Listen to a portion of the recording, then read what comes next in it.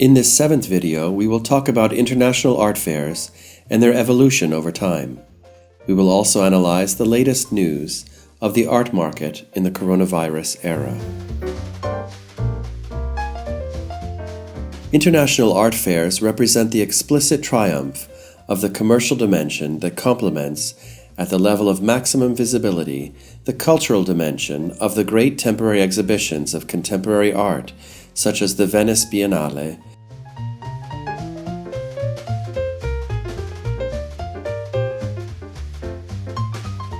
Documenta in Kassel, the itinerant Manifesta, and the exhibition activity of museums, as well as public and private institutions.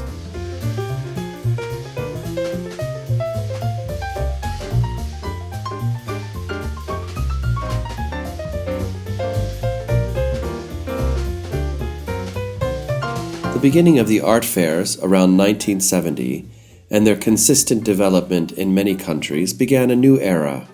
The art fairs are a sign of the incredible growth of the market, and thanks to numerous insiders, they involve a very large public. They have therefore definitively swept away any residual form of concealment of the image of art as a commodity.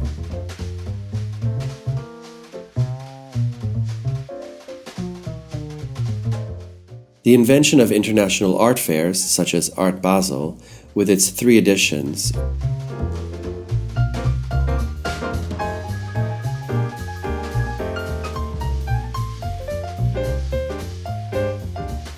or TEFAF in Maastricht and New York, responds perfectly to the increasing need of the public to see, receive, know, and evaluate ancient, modern, and contemporary art as quickly as possible. In a sort of full immersion experience that lasts just 2 or 3 days, art fairs allow large numbers of participants to breathe the atmosphere of novelty that they can then find in a more intimate gallery setting. Art Basel, founded in Basel, Switzerland in 1970, is the world's leading contemporary art fair, with a record 95,000 visitors.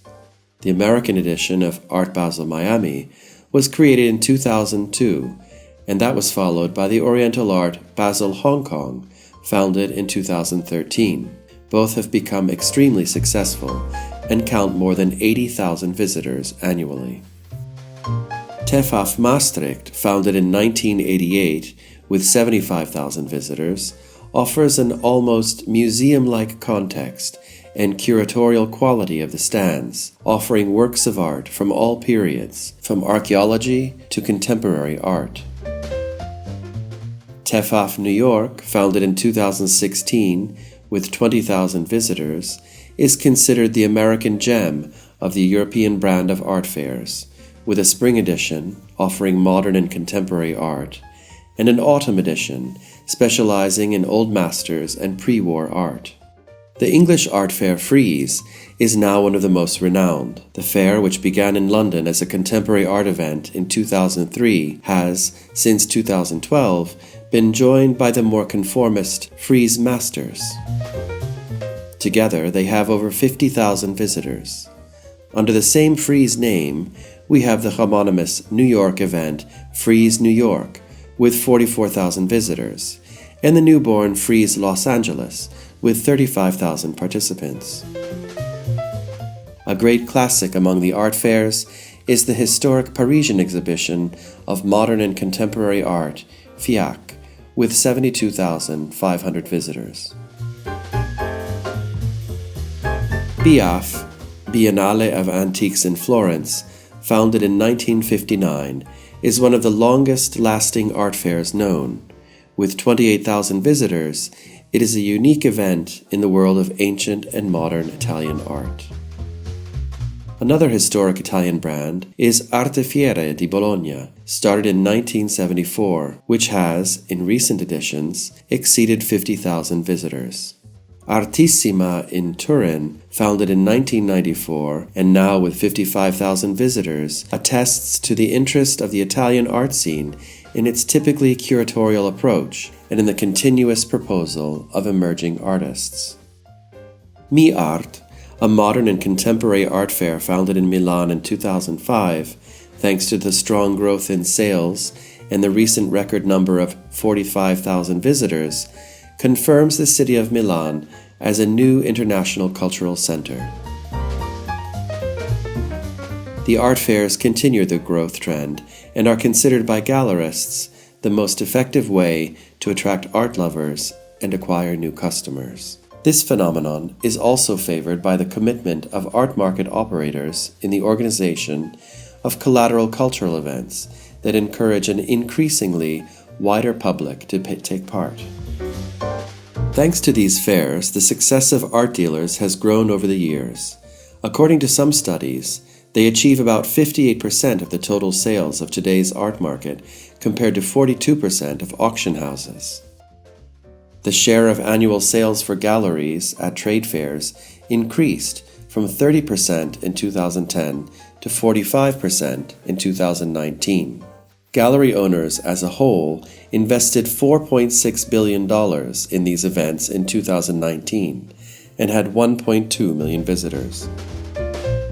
The choice between auction house and gallery for private sales is based on two main parameters. One, galleries often a more human, intimate and private setting for collectors, while two, auction houses tend to attract art collectors who prefer the brand factor and a public or popularity of names. The possibility to consult hundreds of websites dedicated to art allows a new network of collectors to emerge from many parts of the world, reaching beyond where galleries are located and dealing. The art market, due to the COVID-19 pandemic, faces a new challenge, but is not stopping. It is becoming even more virtual thanks to a new way of proposing artworks. This new way of experiencing art is known as viewing rooms. Viewing rooms are virtual rooms that recreate existing or imaginary environments to display works of art and promote the visit online at museums, galleries, fairs, or large exhibitions for collectors, professionals, or art lovers. Online viewing rooms not only allow the public to view and acquire works of art, but also offer the opportunity to deepen one's knowledge of art and the artists behind the scenes, thanks to extra content such as videos, interviews, critical readings, biographies, and even virtual tours. The online viewing rooms clearly show the prices of the works, making the market transparent and accessible. The online presence could be a saving solution for lesser-known galleries who can invest their budget in the development of digital resources while saving on the onerous expenses incurred for participation in fairs. The innovative digital approach was understood by Art Basel Hong Kong, the first fair to be cancelled in 2020 due to COVID-19. At the end of March, it inaugurated its digital edition thanks to the viewing rooms, with the participation of 233 exhibitors. The results were important in terms of sales and virtual visitors. The online version of Art Basel Hong Kong attracted over 250,000 visitors, compared to 88,000 in 2019. More than 2,000 works of art were viewed, for a total sales value of approximately $253 million. The experience of a virtual visit to online viewing rooms of an art gallery stand at an international art fair or exhibition can never replace the physical experience of being there, but, at the moment, it is the only alternative that can bring some benefits to the industry.